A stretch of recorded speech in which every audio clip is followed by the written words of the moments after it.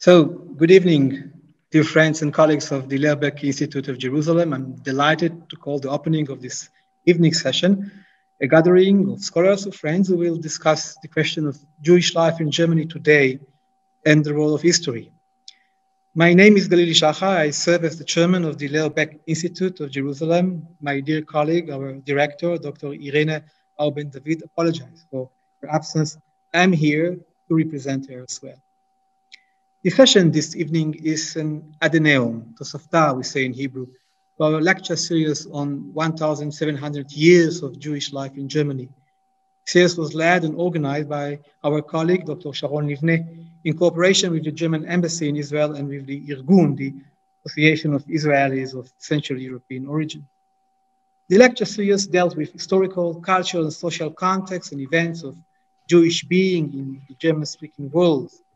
During the year, we have discussed different manifestations of German Jewish history, from its early time to its contemporary frameworks, and have argued about its major lines. Concepts and terms such as migration, settlement, bilingualism, minority, mobility, antisemitism, Zionism were well represented. But scholarship itself, theory and method, issues of research, learning, and translation were discussed too. Not Jewish history alone, but also the writing of Jewish history. Historiography and concept of narration were often an essential part of our discussion. We were and are aware that our research of the past forms of Jewish life in Germany is also and always a research of the present. It demands attention to what and who and where we are.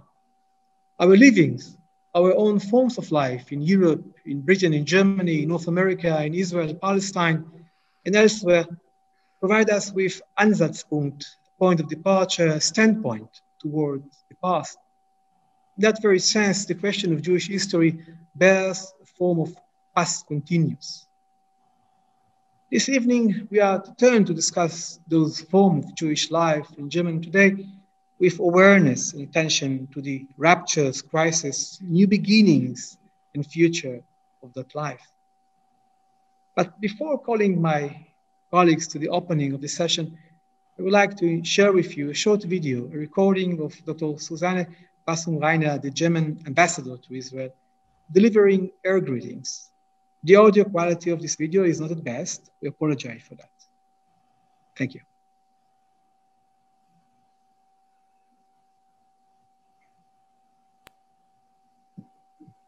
Dear Dr. Auben-David, Professor Brenner, dear participants, dear panelists. It is a great honor and pleasure to address you tonight on the occasion of the closing event of the series of online seminars of the Lehrbeck Institute Jerusalem in cooperation with the Irgun Olei Markaz Europa on the theme of 1,700 years of Jewish life in Germany. I would like to express my deep gratitude to both the Lehrbeck Institute and the Irgun for their generous and great support of this endeavor. So this year, 2021, Germany is looking back at and acknowledging 1,700 years of the presence of Jewish life in our country. 1,700 years ago, the Roman Emperor Constantine the Great issued an edict that allowed Jews to be appointed to political offices in the city of Cologne. The transcript of this law is known as the oldest testimony of Jewish life in Central and Northern Europe. This anniversary reminds us how deep Jewish roots run and how much they have shaped what we are in Germany today. German Jews contributed greatly to intellectual life in Germany in every form of its expression, from the Shum cities, the cradle of European Jewry, to Moses Mendelssohn, Albert Einstein, Gershom Scholem, Marcel Reich-Ranitzky, and so many, many more names. Without them, the German intellectual life would be very poor indeed. The 1,700th anniversary of the Cologne Edict is therefore meant to raise public awareness for the Jewish roots, the richness of Jewish life, and its strong contribution to Germany. Yet, of course, this long history can only be told when speaking at the same time about persecution, genocide, hatred of Jews. All activities regarding this anniversary are therefore rooted in the unchanged commitment of Germany to take responsibility for the horrors of the Shoah. There is no suggestion of continuity of Jewish life in Germany. The celebration of the anniversary is a national priority aimed at breaking with prejudices, setting an example against antisemitism, and it is placed under the patronage of the federal president. Today, we are very happy to see that Jewish life is an integral part of the German society. It is estimated that about 225,000 Jews live in Germany. Ladies and gentlemen, while your important online event today has started, the German Federal President Steinmeier has landed in Israel for an official 3-day state visit. This visit will reflect the unique and close relationship between our countries, Germany and Israel. Your panel tonight will shed light on questions that arise when we ask ourselves what the anniversary means to us in Germany and in Israel. I'm looking forward to the outcome of this exchange and wish you a very fruitful discussion. Thank you very much.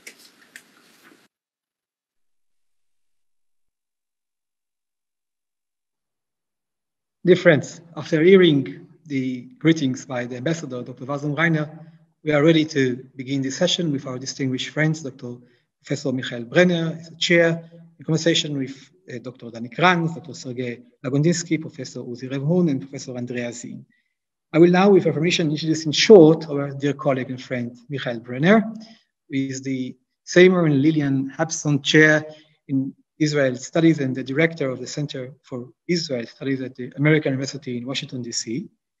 He is also the holder of the Chair of Jewish History and Culture at the Ludwig Maximilian University in Munich and serves as the international president of the Lehrbeck Institute.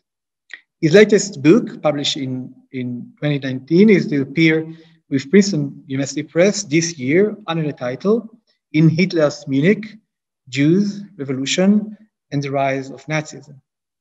Michael Brenner is also the first holder of the newly established Fellow and Janet Baron Awards for Scholarly Excellence in Research on the Jewish Experience.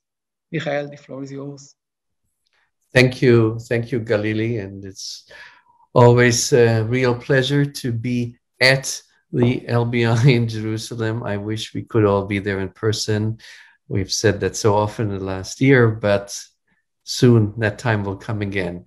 It is my real pleasure to welcome all the panelists, I may say all friends and very esteemed colleagues. And I also would like to, of course, welcome you all in the audience. Let me briefly introduce our very, I would say, diverse panel.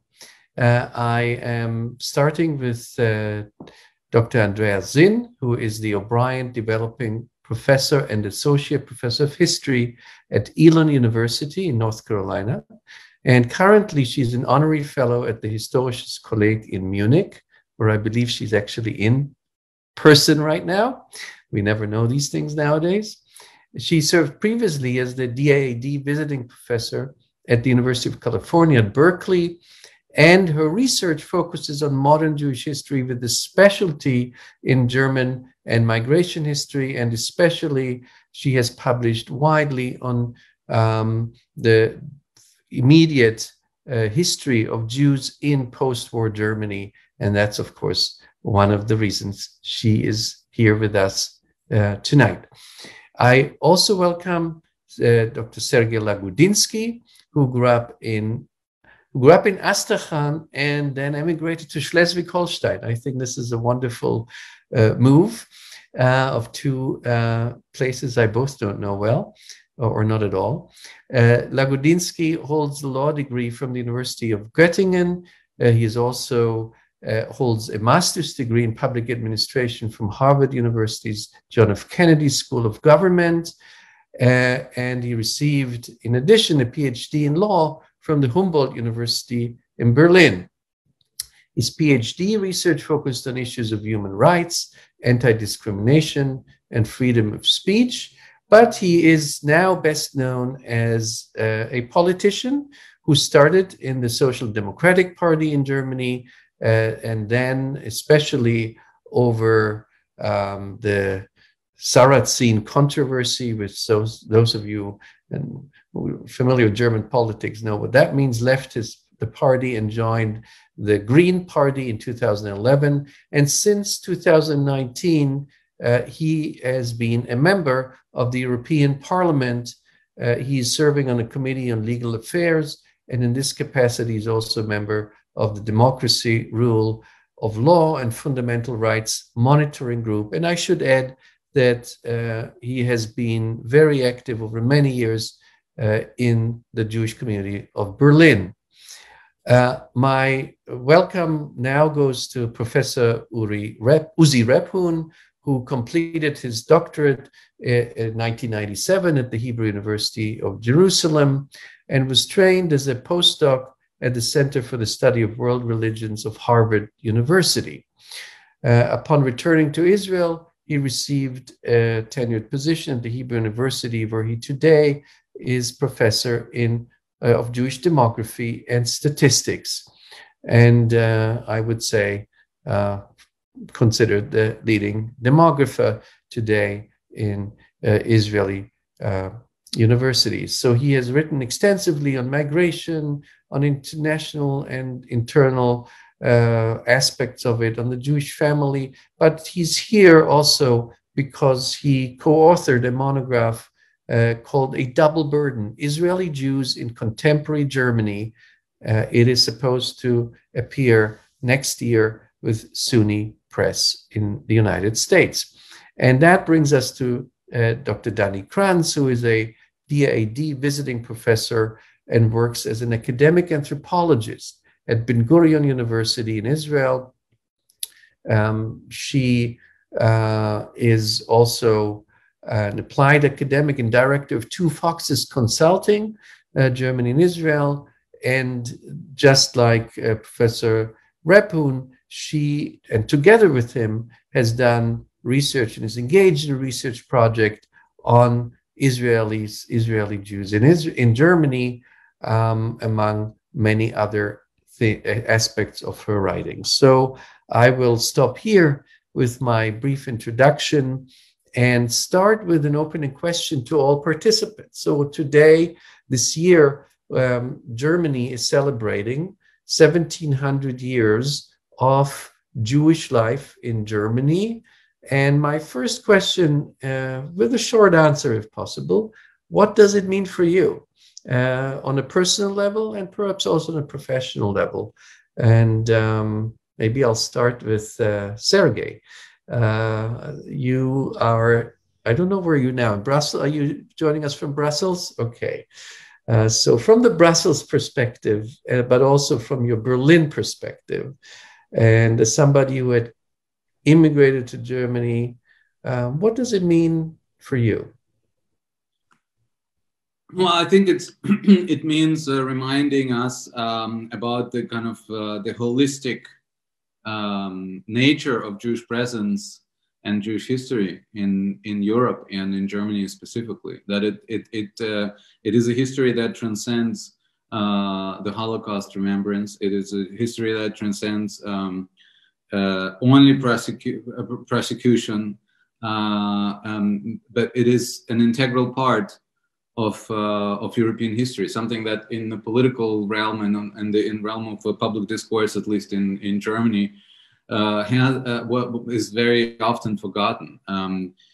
So there is a kind of a fluctuation between the two extremes. Either there is no talk about the Holocaust and the persecution, and everything is celebrated, or there is on the other hand, the other extreme, talking only about death and concentration camps. And I think this 1,700 years become a clamor, as you would say in Germany. How would you say this in English? Something that holds it together. Brackets. bracket that holds together all the ups and downs and diversity of the Jewish history and the Jewish presence, and makes it whole. It's a holistic approach. Thank you. Yes, I think I definitely experienced that too. You have the celebration, you have the dark side, and one of the questions is how to bring it together. Let me go to Dani Kranz from here, who is in Cologne right now. And that's where it all started 1700 years ago. Thank you. Yes, I am indeed in Cologne, and the notion of 1700 years of Jewish life is quite intriguing, because when you look at the narrative, there's the notion of Jewish life in Germany. However, Germany didn't exist 1700 years ago. And when you look at the discontinuities, I mean, Jews have been present in these territories now, which became or regions which became Germany. However, the Jewish population changed very regularly due to displacement, migration, and one or the other unrest. So I think we can talk of an ongoing Jewish presence. However, it is not the same people, because only the tiniest amounts of Jews who live in Germany nowadays do have roots who go back more than 2 generations. I mean, Sergei already said he immigrated himself. I have 2 parents who were born abroad. So it's kind of, there is continuity and discontinuity which go hand in hand. So I think it's for an anthropologist, it's fascinating to look at. But what is equally fascinating to look at is the discourse that grows around the notion and you could say the role of the Jews in Germany at present. Yes, I think it confirms the notion that it's very hard to put Jews in certain categories and boxes, because I think of this a lot too. There is a very long presence, of course, 1700 years documented present, but it might well be longer. At the same time, I think there are very few Jews in Germany, and maybe I'm talking about definitely under 10% and probably much less, who can even document their roots in Germany for 100 years, because almost all immigrated starting in the early 20th century, then after 45, and then after 1990. So this is, I think, really, thank you, very important point. Andrea, I'll turn to you. Thank you so much. Both of you made excellent comments already that I can just echo. And maybe what I would add from my point of view is that for me, this particular recognition that we're a part of with our event reminds me that there has been coexistence of members of different religions at different times. And it also reminds me immediately that that looks different at any specific time we're studying, right? And personally, I would add that the goal of making Jewish life visible and bringing this to the forefront of also an interested public is something that I really appreciate and that I'm really excited about being a part of and contributing outside of some of the academic discussions we have in classrooms to see that conversation happening is really great. Yeah, I think one cannot emphasize that enough. We all experience the enormous interest right now in this topic, and we all think, will it be over when it's 1701 years, or will it continue? But definitely there is an enormous interest in this very long history of German Jews, way beyond the Holocaust history, way beyond the 20th century. And Uzi. Thank you. I feel at a somewhat disadvantage in this panel because, first of all, I'm not an historian. I'm a social scientist, but more than that, I'm not an expert of Jewish German history or Jewish life in contemporary Germany. And I think that my contribution will eventually be from the very narrow prism of the Israelis in Germany today, which, as you mentioned, Michael, was the focus of the research that I conducted with Dani, and by the way, also with Professor Hans Schunker. And as far as I can judge, I think that what we witnessed today is that the Jewish community in Germany is diverse more than ever before.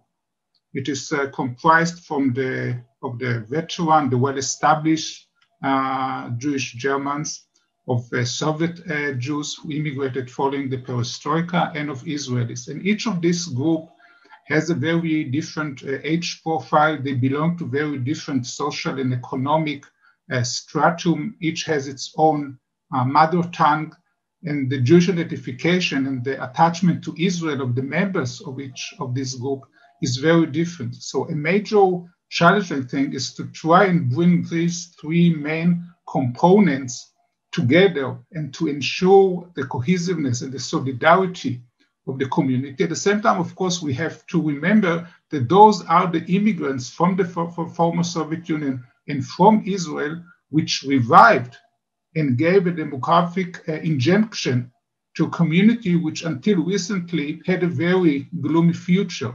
And in fact, there's no other Jewish community outside of Israel today that within only 2 or 3 decades increased fivefold from about 25,000 Jews back in 1990 to more than 120,000 Jews today. And as far as we refer to the immigrants from Israel, so 90 years ago, those were the Jews from Germany who immigrated to Israel, and they had a tremendous effect, a demographic and economic and cultural effect on the small Jewish settlement, the small Jewish community in Palestine. And today the migration is in the opposite direction. And I think that there is much potential, given that many of the Israelis are young and highly educated, there's much potential for them to contribute now to Jewish life in Germany. Sorry. Yes, thank you. And we'll definitely come back to this important chapter after we dig a little bit deeper into the historical facts. And we already mentioned, so that the topic of our conversation today is the Jewish life in Germany today and the role of history. Now, we can't go back 1700 years for this. We would sit here still tomorrow and next week. But we should start a little bit after 1945. And that's my question to Andrea Zinn, who has written extensively on this period. Maybe you can just bring us back for a moment to the foundations of this post-war German Jewish community, or better, Jewish community in Germany, as they call themselves. Yes, I'll be happy to do that. And with that emphasis at the end of your question, you already raised an important point of distinction, because Jews who lived in Germany, first in the occupied zones and then in the Federal Republic or the German Democratic Republic, they didn't define themselves as German Jews, but it was Jews in Germany. There was this ambivalence that came as part of the history that they experienced. Interestingly, as a historian of modern German and Jewish history, with this focus on the rebuilding of Jewish life, Cologne is also showing up there fairly early, because there was one of the earliest re-emerging Jewish communities that established itself in Cologne, even before the Second World War officially came to an end. And if we think about it today, the Jewish community in Germany is the 3rd largest in Europe. Before the Third Reich, about 560,000 Jews lived in Germany. And then we have this massive rupture or break or rift, what you call it, right? And what was left behind after the Shoah, there was a community that was threatened with extinction. It was not a foregone conclusion that Jewish life would continue at all. So for me, as a historian of that particular time, right, it is incredibly fascinating to see how this Jewish life emerged. And when we try to characterize it, Statistics can be helpful just to get an idea, right? In the immediate post-war period, a lot of Jewish survivors, refugees, those who had been liberated in camps fled to the occupation zone. So for a moment, post-war Germany was a center of Jewish life, which is oftentimes connected with the displaced persons, those who continued on, many, as Uzi also had mentioned, continuing to Palestine and later the State of Israel. Others getting stuck or making an intentional choice to remain. But these post-war realities were challenged because Jewish life in Germany was not encouraged by a lot of Jewish organizations in the immediate post-war years. So there were different conceptions for Jewish life within the international community, within Germany, within Jewish organizations. And while Jews organized in communities and also in regional associations, it took quite a while to get to a point to actually also go beyond those loose connections and not be characterized as a liquidation community aiming for everyone to leave, but to make a presence. And one important step towards establishing a voice for Jews in Germany was the founding of the Central Council of Jews in Germany in 1950. That became the political representation of Jews in Germany, and there were a lot of issues. You have a fairly old community that needed support, that was without assets, trying to reorganize. Jews decided to have families again. The synagogue typically was the center of life. And Jewish life emerged initially pretty much unnoticed by the non-Jewish German society around them. There were, of course, tensions. There were clashes. Antisemitism continued to exist. There were prejudices that carried over. There was not a typical 0 hour. And this defined for a lot of Jews who did live in Germany those early post-war experiences. There were fears, there was distrust, and yet the hope for normalization. So within the Jewish communities, there was an attempt to bring together those who had survived. There were German Jews that returned from camps, some that came back from immigration. We're talking about possibly around 10,000. And then there were East European or Jews that had Eastern European backgrounds that remained and were really important and defined the new Jewish communities. So building unity between members of the Jewish communities was important. And then also claiming acceptance as Jews in Germany beyond their own communal settings. If I may yes. ask you, Andrea, just are there maybe 2 or 3 particular milestones or events you would mention towards establishing a more continuous and future Jewish life in Germany between the 50s and 80s? There are like, you can pick so many, right?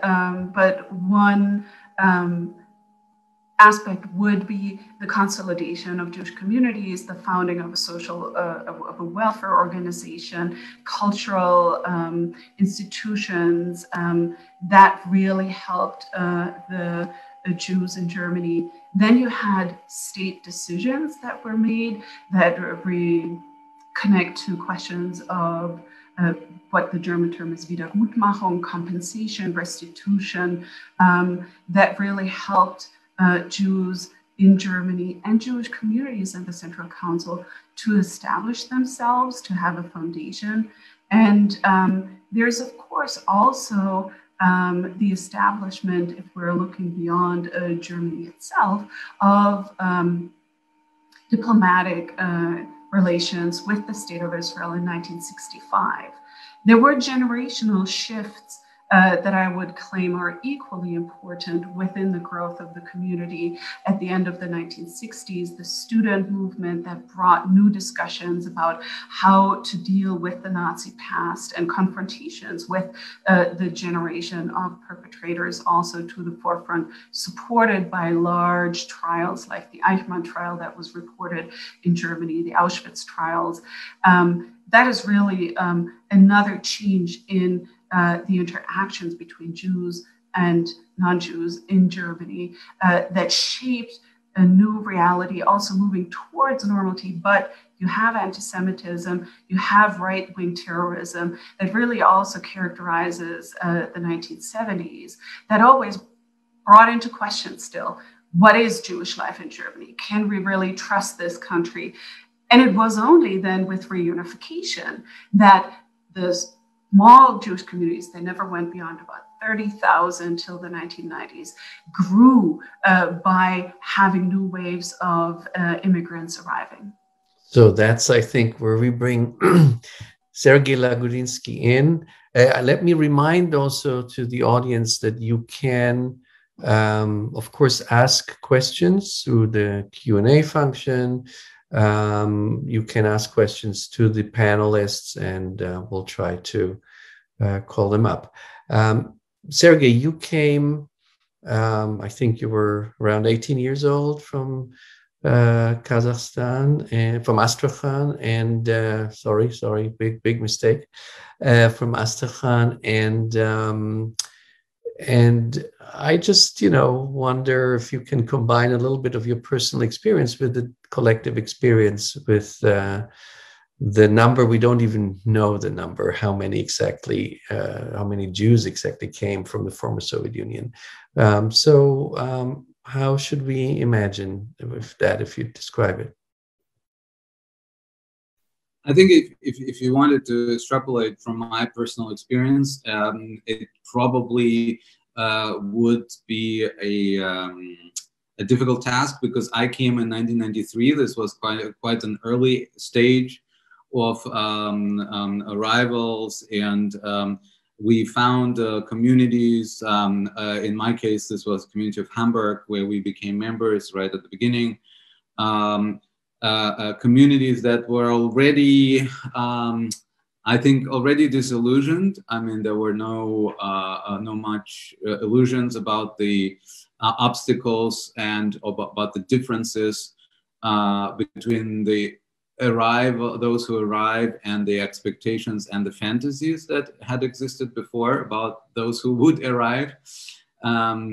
So not all, or not so many Einsteins, lots of Trotskys, and people kind of who were lost and who didn't know anything about, or nothing about, religion. And I think this changed a little bit later on, because the Jewish community and Jewish life and communal life in the Soviet Union, in the former Soviet Union, has changed a lot throughout the 90s. So in my case, I can describe my perception and my view. I saw communities that were religious communities. This was, of course, something which is not common in this former Soviet Union, beyond maybe Moscow, synagogues, etc. And also communities that were quite inward looking. This was a kind of a feeling of coziness and sort of a provincialism, a provinciality, people knowing each other quite well, and a little bit puzzled about what to do with all the others who looked different, who spoke different, didn't understand German, and didn't understand the traditions.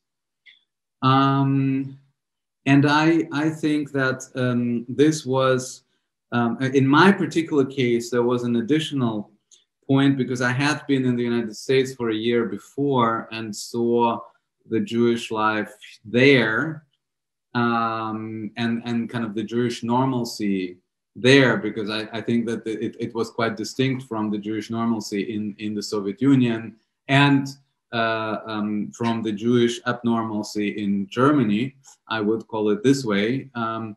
and I saw that the deviations, and that you know, you can have communal life and kind of naturally played a role of Jews in the society in a different way than it was in Germany.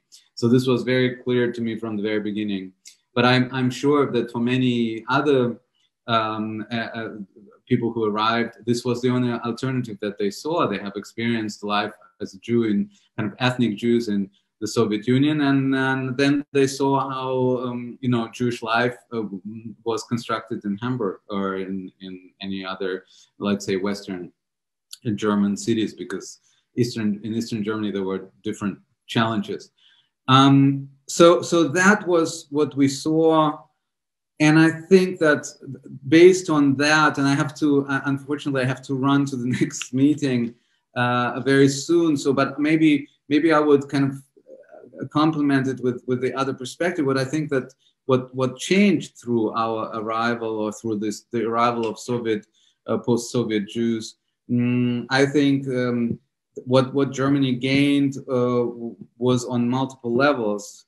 Number one, numbers. I think that just having pure numbers growing for a while has not only stabilized Jewish life, but also has placed Jewish life on a different level, especially in Germany, which basically kind of has written off any Jewish vibrant, flourishing life. And then the combination of projections, exaggerated hopes, and reality, this combination kind of created this momentum that I think we have seen ever since, where the German politics prided itself of the Jews who, you know, came as a, Dani, if I may use the term that you hate, as a present to a Geschenk, something that we hear again and again throughout this year, to Germans, but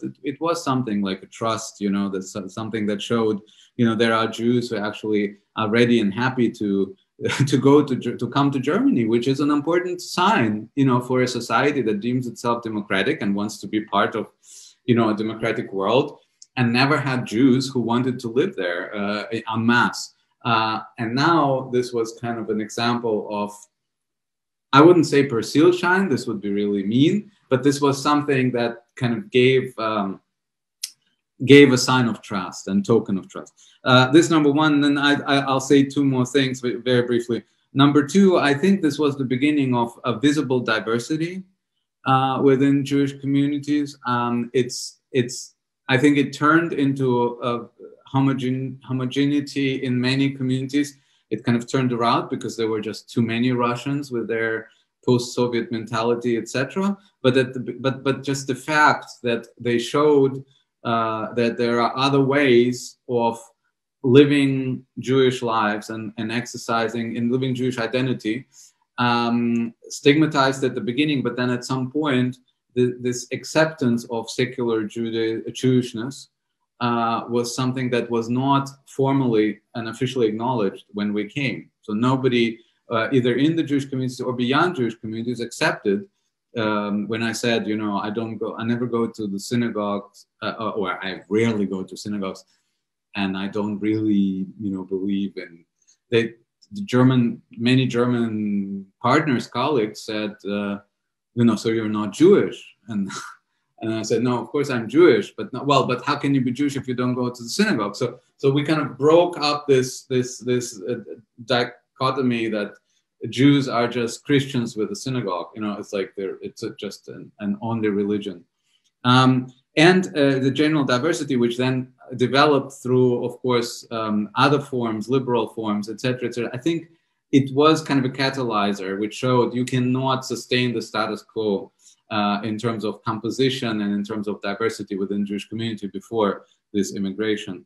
And number three, I think, you know, this immigration has created, I would say, you know, an alleged pseudo-normalcy of Jewish life that Germany had been longing for. So it created this, there is Jewish life in Germany, we can celebrate it this year. We can celebrate ourselves as a society, and you can always find a Jew for a good journalist, for a good news outlet or news report, because there are many, Russian speakers who maybe don't speak German, but they look, they can put kippah and you can actually feature them. So that I think was not possible before. And and just to close it, I think it sounds maybe cynical, but it's always cynical, the perspective of the object, of the person with whom things are being done. And that's why I think we should break out of this being an object and start taking responsibility and being a subject and actually an actor within the society. But I don't mean it cynically. I just think that from an observation point of view, it is useful to have and to offer this perspective also to our society, because this is, of course, perspective of kind of the real life dilemmas that this society has been struggling with all along, and this community has been struggling with all along. And I know you have to go in a few minutes, but I want to I also want to ask you one specific question, which occurred to me when I introduced you as a member of the European Parliament. So for the last 50 years at least, there has not been a Jewish member, or a person identifying with the Jewish community in the Bundestag, in the German parliament, as much as I know. And I don't know exactly if you're the first one in the European Parliament or not, but certainly there are very few identifying Jews as German members of the European Parliament. And you said before, it was kind of normal. You experienced a normalcy when you lived in the United States.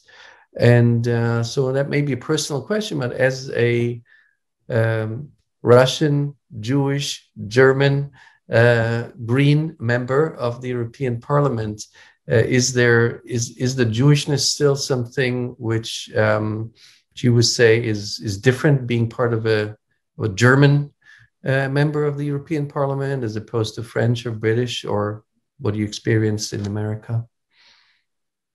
Or is it conceived as different by others?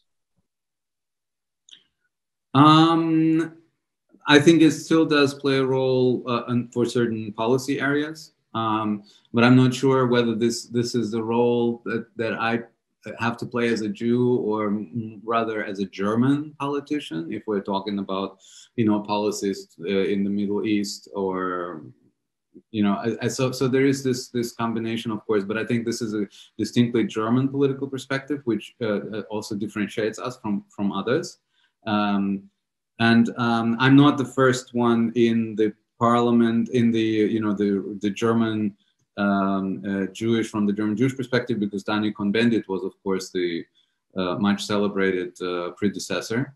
But I don't know anyone else before the two of us.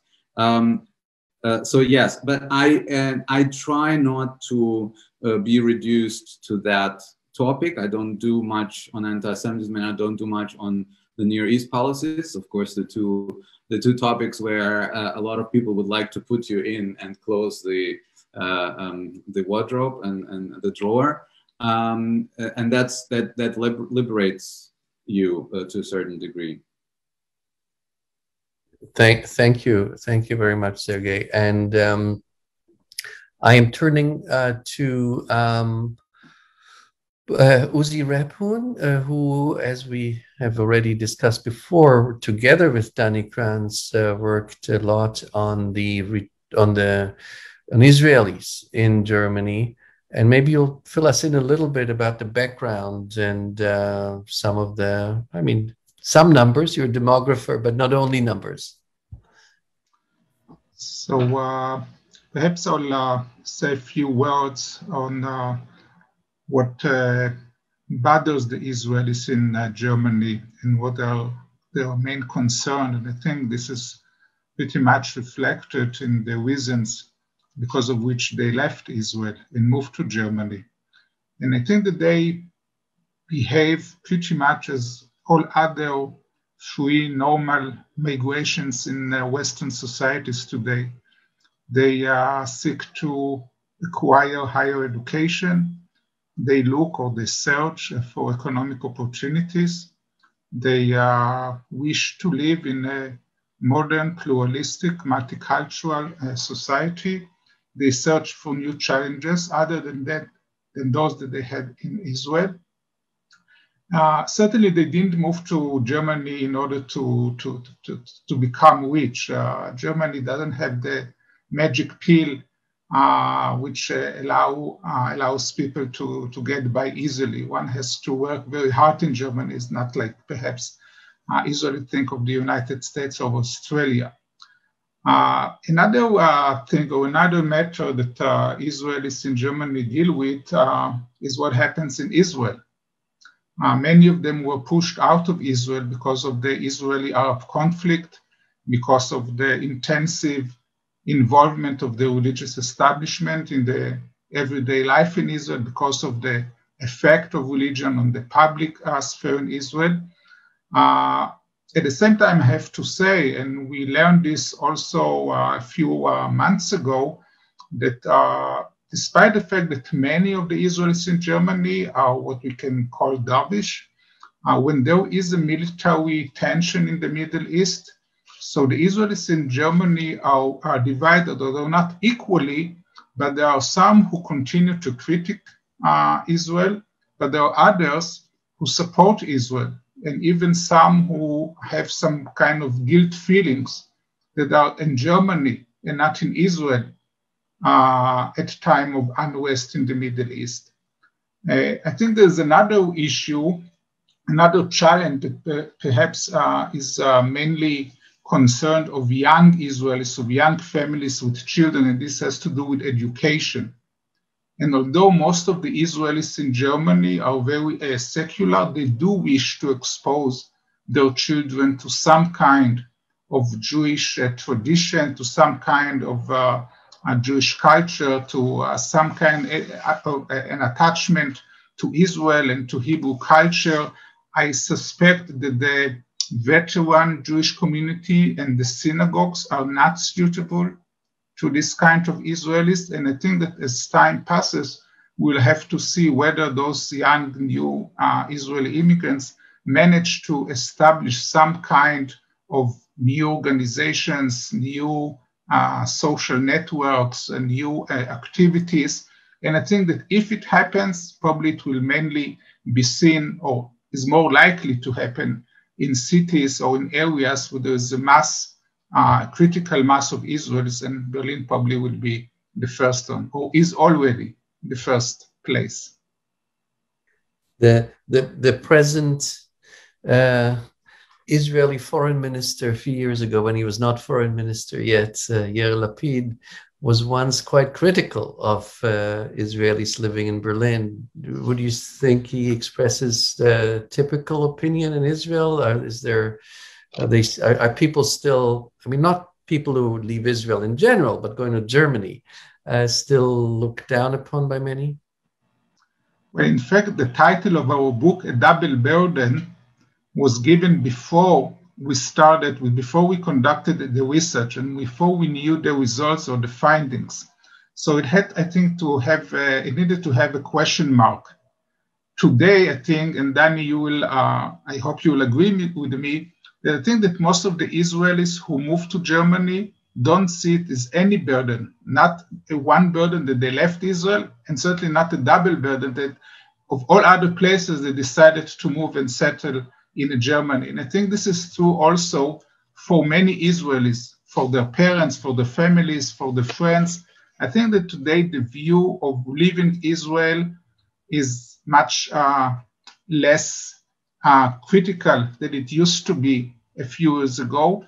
And I think that from a point of view, not of the Israeli politicians, but of the ordinary people, I would say that the Israeli mainstream view today immigration from Israel, including to Germany, is just as kind of a normal behavior, certainly more normal than 10 or 20 years ago.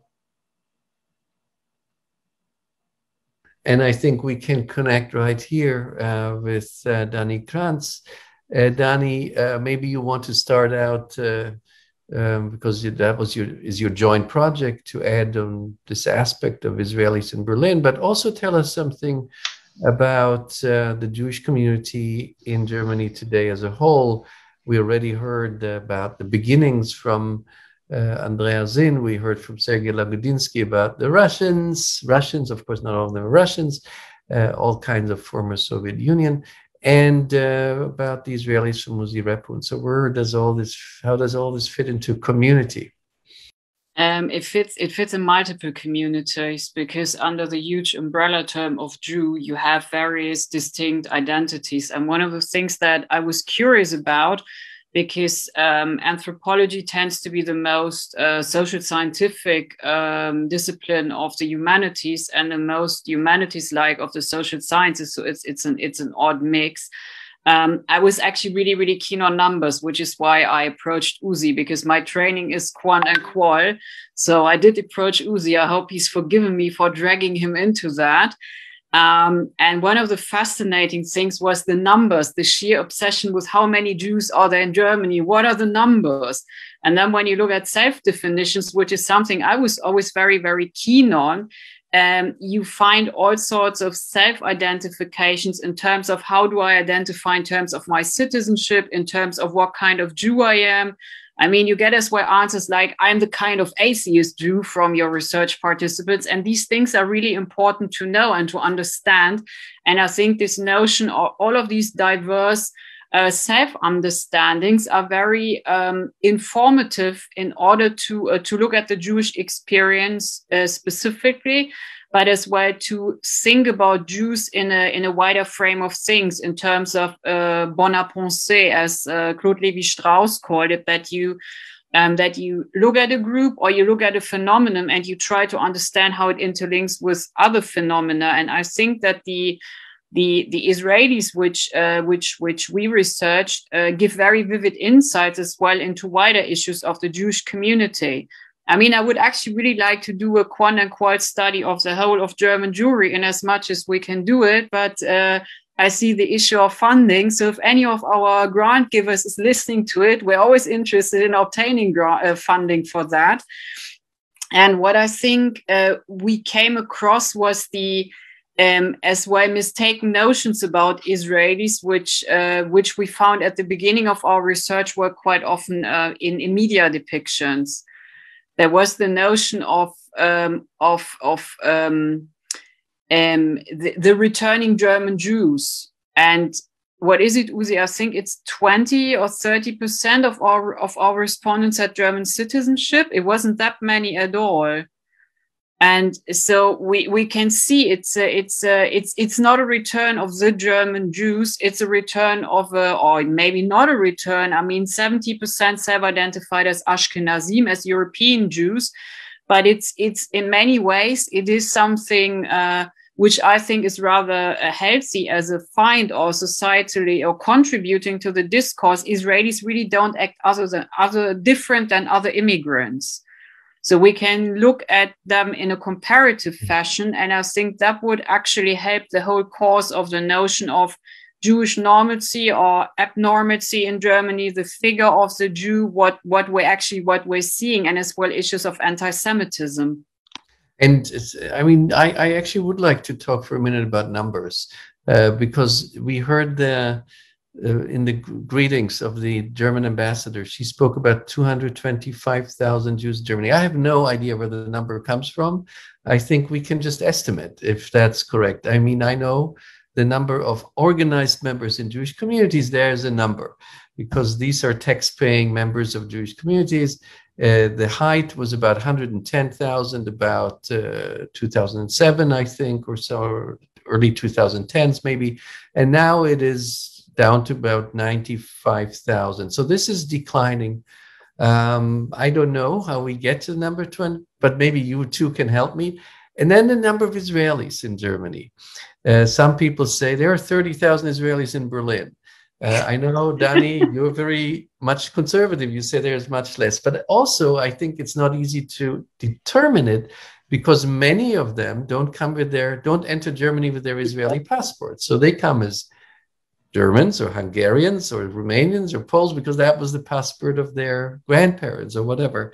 So is it even possible to give a number on those things? Should we start with Uzi as a demographer? As you said, it's a challenge and it's complicated because it has to do mainly with the way people define themselves and with the available sources that we have, whether they are official sources or community sources, and every such source may use a different criteria and a different definition. Relying on my mentor, Professor Sergio Della Pergola, there are approximately 100,000 Jews today in Germany.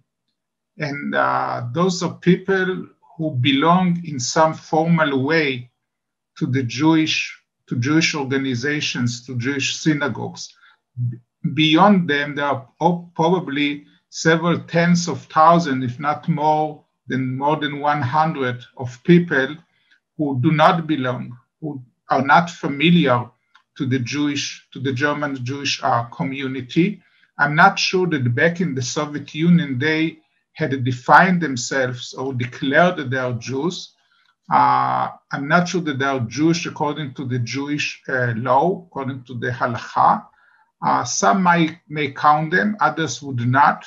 So there are somewhere between 100,000 and 200,000 Jews or Jewish connected in Germany. As far as Israelis are concerned, here I think that Dani did most of the work because she went to different files and different censuses and different sources, and we estimate that there are today approximately 20,000 Israelis in Germany, most of whom are native-born Israelis. There are some Palestinians, namely non-Jews, but the majority of the Israelis in Germany are Jews. Their geographic distribution combines a concentration on the one hand and dispersion on the other hand. Namely, about 60% of the Israelis in Germany live in Berlin, but there are relatively large, sizable Israeli communities in both in large cities like Hamburg and Munich and Frankfurt and Cologne. And there are also Israelis spread out also in small towns across the country. So you can find Israeli in almost every place where you go in Germany, at least in many places in Germany. And I'm sure that Dani could add to this. Please, Dani. Yeah, Dani did actually very, very diligently go through all sorts of statistics. So I looked at community statistics in terms of the Jewish community, but as well the communities, die Städte. Then I looked at the figures of the Statistische Landesämter, the state statistic facilities, and then as well at the Staates. And I looked up the figures, especially for you, Michael. So at present, according to the last census, there are 9,000 male Israelis registered in Germany and another 6,000 female Israelis. Of those, 2,204 was single Israeli citizenship and 779 with additional German Israeli citizenship reside in Berlin. When it comes to men, we see again more men than women. It's 3,278 and 977 with dual citizenship. Now, the thing is, when you register in Germany, which you have to is mandatory, you have to give a citizenship. However, if I do have Israeli citizenship singly, I can only use that. If I have German and Israeli citizenship, I have to give both, because if I'm a German citizen, upon registration or upon applying for a new passport, they will ask, do you have any other citizenship? So that's figures which are pretty stable.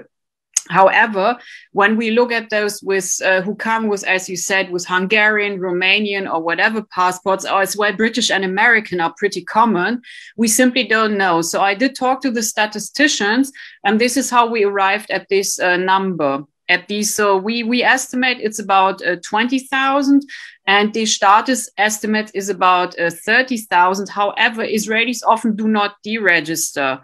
So about 10% of all those we find registered are what Germans call Karteileiche, which is the body hiding in the statistics.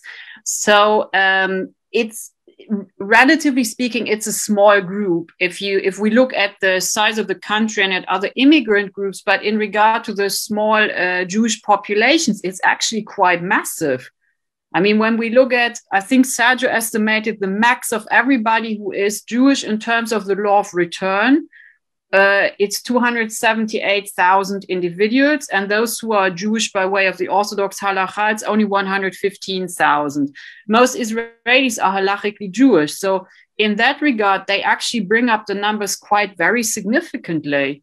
Actually, the number of Israelis, according to your rather conservative statistics, the number of Israelis in Berlin is larger than the number of the Jewish community members in Berlin. Mm-hmm. And that says also how something about how that Berlin is a place where most Jews are not registered with the Jewish community. I got one question so far from the audience, which I want to pose to Andrea Zinn, to pose to her. What kind of cultural identity Jewish people want to build after the Shoah in Germany? I assume that is more of a historical question, but not easy to answer because there is not one answer. I think what already came through in our conversation here is that we're really looking at a diverse community, despite the fact that so often people are referred to as Jews, as if it was one coherent group of people. And that is also true for Jews who settled in Germany, and particularly if we're for a moment also including the history of the two German states, we also have a very political diverse group, because Jews that returned or settled in East Germany typically go there more because of political affiliations that they felt with the regime there. While in West Germany, you had two larger groups that tried to come together. You had those who were classified or categorized or identified at times as East European, traditionally more Orthodox, who brought those traditions to Jewish communities. And then you had German Jews. And among German Jews, there's also a big diversity, because who were the German Jews that survived? There were a number of Jews that had survived the Holocaust because of being married to a non-Jewish partner. And that created a whole set of new relationships, identities, questions. What about those members? Some of them wanted to then join Jewish communities, convert to Judaism, and they were not necessarily welcomed by those who had more Orthodox backgrounds. So it really is a diverse group. And what was created in Germany before then also the immigration from the former Soviet Union began, were oftentimes communities where some sort of compromise was reached to create a community that combines these different trends as Einheitsgemeinden. So it is not necessarily a cohesive tradition that establishes, but it brings together, depending on family backgrounds and personal histories, different aspects of Jewish life. Some more Eastern European traditional, some more liberal from what had been German Jewry before 1933. And maybe I can pass that question on to Dani about the Israelis in Germany, because there is a whole, at least in Berlin, maybe a small, is there something we can call a small Israeli cultural scene in Berlin? Maybe you can describe that a little bit? There is one, and it actually very much hinges on Hebrew language. However, because it's a rather, at present, it's still a rather transient group. So if the person who is in charge or who's interested in this specific place leaves, the whole thing implodes. What we can see, I mean, we did collect our quant data in 2014 and 2015, and in as much as I could, I did follow up. We can see that individuals, Israeli individuals who are married to Germans, are more likely to remain in the country. So those are the ones then who build more stable places. But these, in order to have anything more than a gathering of like 5 or 10 people to build something, you could say that functions as a community and does outreach, you need a critical mass. And right now that is happening that has been happening in Berlin. How stable those communities will be is something we will have to see. We have to we have to follow up on it. There's definitely an interest in community creation. There is another question related to this, which just came in. If you know how many Israelis are married to how many Israelis in Germany, I guess, are married to non-Jews, and what are the professions of Israelis in Germany? 54% are married to non-Jews, and for the professions, I hand over to Uzi. But I think that you can turn into a demographer, Dani, and be a very good demographer. Indeed, among those that are married, not all Israelis in Germany are married, but among those that are married, 1 out of every 2 have a German spouse. As I mentioned before, I think Israelis in Germany are very highly educated, and therefore it affects or is reflected in their occupation and type of jobs that they are involved in. Many of them are in high tech and in science. There are others who work in the area of arts, like music and writing. And there are some businessmen. So I think this is the main profile, the main professional, occupational profile of the Israelis in Germany. Very few of them work in blue-collar occupations. Very different from the occupational profile of the Israeli Jews in Israel. So this is a very positive, selective group of immigrants who left to Germany. Yes, I mean, there are so many more questions we could ask. For example, of course, how does the Jewish community today cope with anti-Semitism? That includes the Israelis. What role does religion play? Also, not just for the Israelis, for the Russians, for all of them. But maybe you can consider all of those things and others. When I asked the last question to the round, I know you are not dealing with the future, none of us are, but if we would, from what we know now, how would you imagine that this Jewish community in Germany might look like, let's say, 20 years from now? Should we start with the demographer, Uzi? I hesitate to suggest any projection because over the years I learned that statistics are some kind of social reflect social determinism, but we have also to take into account that there are some other geopolitical, economic, social, cultural factors that affect the way people behave and the decision of people to move or to stay. But I think that if businesses are as usual, both in Israel and in Germany, and I think that Israel is now, Israel has reached an advanced stage of nation building. And at the same time, in light of the more recent social and domestic changes in Germany, I think that Israelis more and more today are open to Germany. More and more Israelis today are eager to know more about Germany. They want to take advantage of the economic and cultural opportunities of Germany.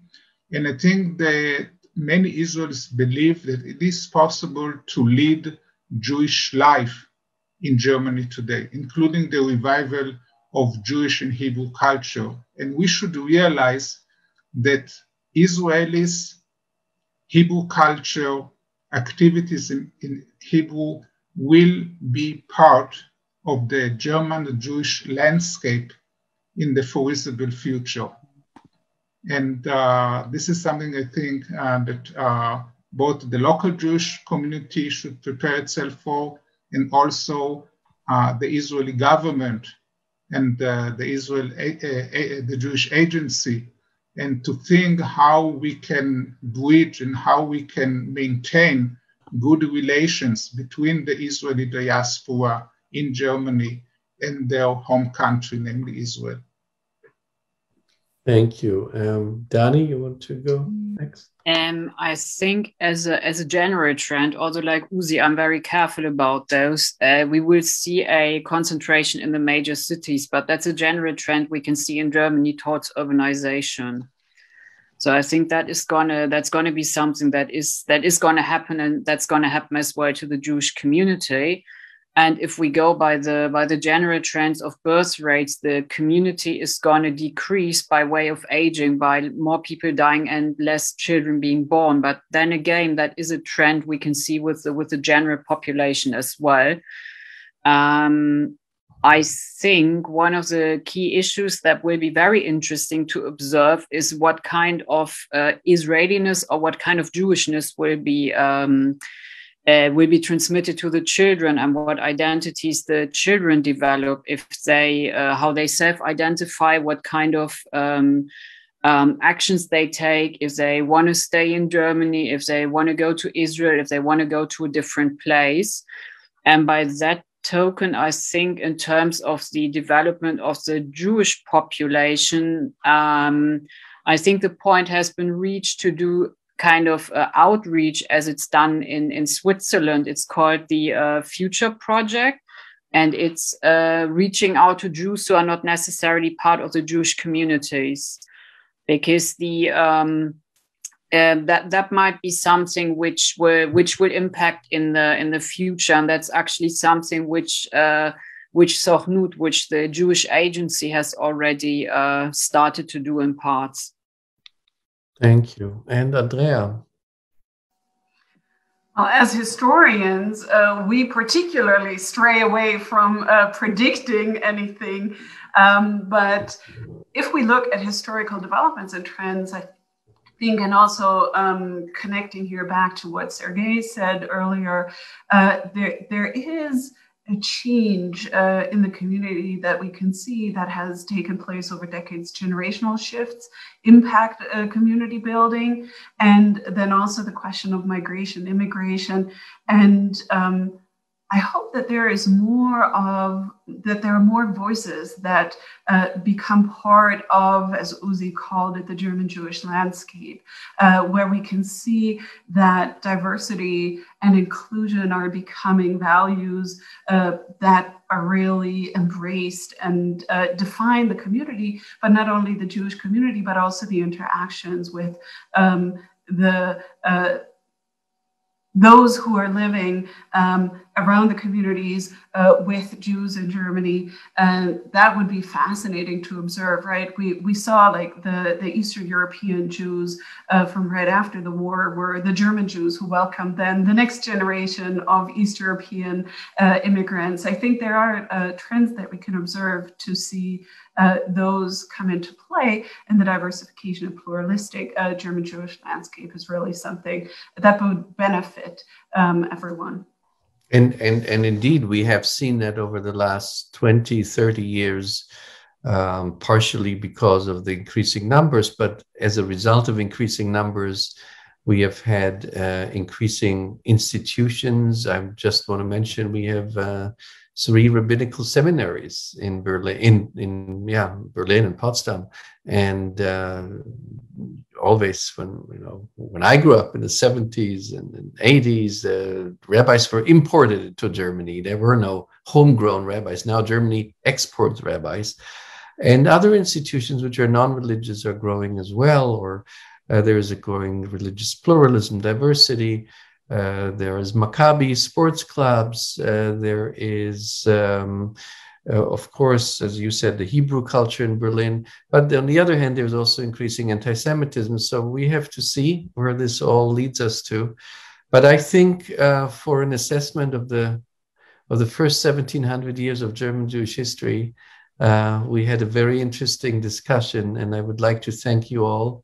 And let's meet again in 1700 years and reassess in the next 1700 years. Thank you very much, Andrea, Uzi, Dani, and also Sergei, who had to leave a little earlier. Many thanks to the Leo Baeck Institute in Jerusalem for organizing it. And of course, for the audience for being patient and staying on. And we hope to see you in many other occasions. Thank you very much. Goodbye.